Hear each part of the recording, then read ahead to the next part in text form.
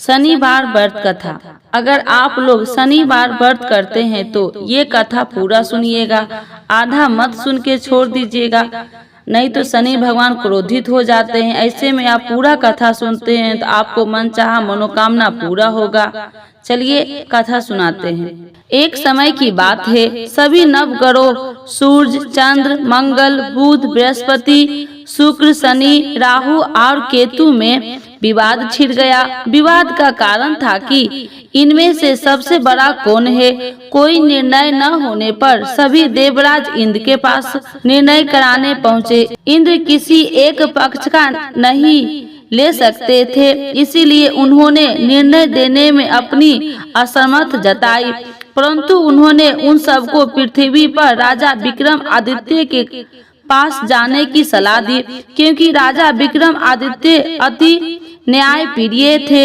इंद्र ने कहा कि वे ही सबका निर्णय कर सकते हैं। इंद्र की सलाह से सभी ग्रह एक साथ राजा विक्रमादित्य के पास पहुँचे और अपने आने का कारण बताया। राजा इस समस्या से अति चिंतित हो उठे, क्योंकि वे जानते थे कि अगर उन्होंने किसी एक को बड़ा बताया दिया तो बाकी ग्रह कुपित हो जाएंगे। तब कस्य, पीतल, सीसा, रंगा, जस्टा, अभर्ग और लोहे से सिंहासन बनवाए और उन्हें इसी क्रम से रख दिए। राजा विक्रमादित्य ने उन सब से निवेदन किया कि आप सभी अपने सिंहासन पर स्थान ग्रहण करें। जो भी अंतिम सिंहासन पर बैठेगा वही सबसे छोटा होगा। लोहा सिंहासन सबसे अंत में था, इसी अनुसार और लोहे सिंहासन पर बैठने वाला सबसे छोटा हो गया। शनिदेव सबसे अंत में लोहे सिंहासन पर बैठे तो इसीलिए वही सबसे छोटे कहलाए। शनि देव को लगा कि राजा ने यह जानबूझकर किया है, इसीलिए उन्होंने कुपित होकर राजा से कहा, राजा तू मुझे नहीं जानता। सूर्य एक राशि में 1 महीना, चंद्रमा 2.25 महीना 2 दिन, मंगल 1.5 महीना, बृहस्पति 13 महीना व बुध और शुक्र 1 महीना विचरण करते हैं, परंतु 2.5 से 7 साल तक रहता हूँ। शनि देव क्रोधित होकर कहने लगे कि श्री राम की 7.5 आने पर उन्हें वनवास हो गया। रावण 7.5 आने पर वह वानरों की सेना से परास्त हो गया। अब तुम सावधान रहना। ऐसा कहकर शनि देव वहां से चले गए। इसके बाद अन्य देवताओं ने भी वहां से प्रस्थान कर लिया। कुछ समय बाद राजा की 7.5 आई। तब शनि देव घोड़े के सौदागर बनकर वहां आए। किसी ने राजा को सूचना दी कि कोई घोड़ा का सौदागर आया है तथा उसके पास जो घोड़े हैं वो बहुत बढ़िया है। राजा ने यह समाचार सुनकर अपने अश्वपाल को उस सौदागर से घोड़े खरीदने को आदेश दिया। अश्वपाल ने कई अच्छे घोड़े खरीदे। वह एक सर्वोत्तम घोड़े को राजा को सवारी हेतु दिया। राजा जैसे ही उस घोड़े पर बैठा वैसे ही वह घोड़ा भागकर वन की ओर चला गया। वन में काफी अंदर पहुंच वह घोड़ा गायब हो गया और राजा भूखा प्यासा जंगल में भटकता रहा। भटकते भटकते राजा को बेहद प्यास लगी। तब एक ग्वाले ने उसे पानी पिलाया। राजा ने प्रसन्न होकर उसे अपनी अंगूठी दे दी। वह अंगूठी देकर राजा आगे चल दिया और नगर में पहुंचा। वहां उसने अपना नाम उज्जैनी निवासी बीगा बताया। वहां एक सेठ की दुकान से उसने जल इत्यादि पिया और कुछ विश्राम भी किया। भाग्यवश उस दिन सेठ की बड़ी बिक्री हुई। सेठ खुश होकर उसने एक खूंटी देखी जिस पर एक हार टंगा था। राजा ने देखा कि खूंटी उस हार को निगल रही है और थोड़ी देर में पूरा हार गायब हो गया। सेठ ने समझ कि बीका ने हार चुराया है। उसने बीका को कोतवाल के पास पकड़वा दिया। फिर राजा ने भी उसे चोर समझकर उसके हाथ और पैर कटवा दिए। वह चैरंगिया बन गया और नगर के बाहर फिकवा दिया। वहां से एक तेली निकल रहा था। उसे राजा पर दया आया और उसने बिका हुआ अपनी गाड़ी बैठा लिया। वह अपनी जीभ से बैलों को हाँकने लगा। उस काल राजा की शनि दशा समाप्त हो गई।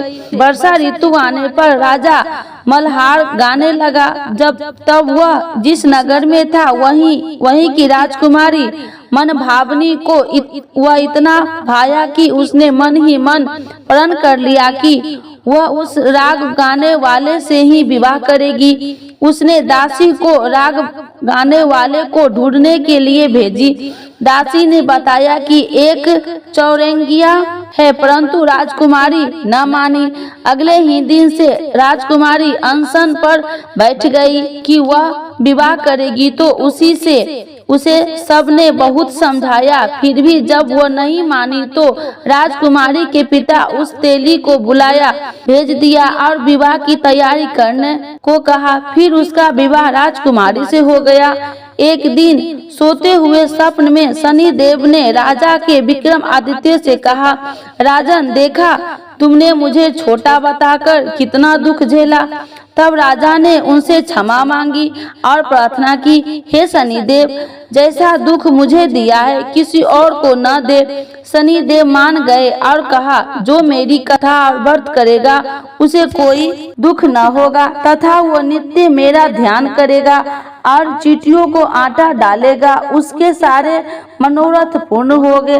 साथ ही शनिदेव राजा को उसके हाथ पैर वापस दे दिए। प्रातः आंख खुलने पर राजकुमारी ने जब राजा को देखा तो आश्चर्यचकित रह गई।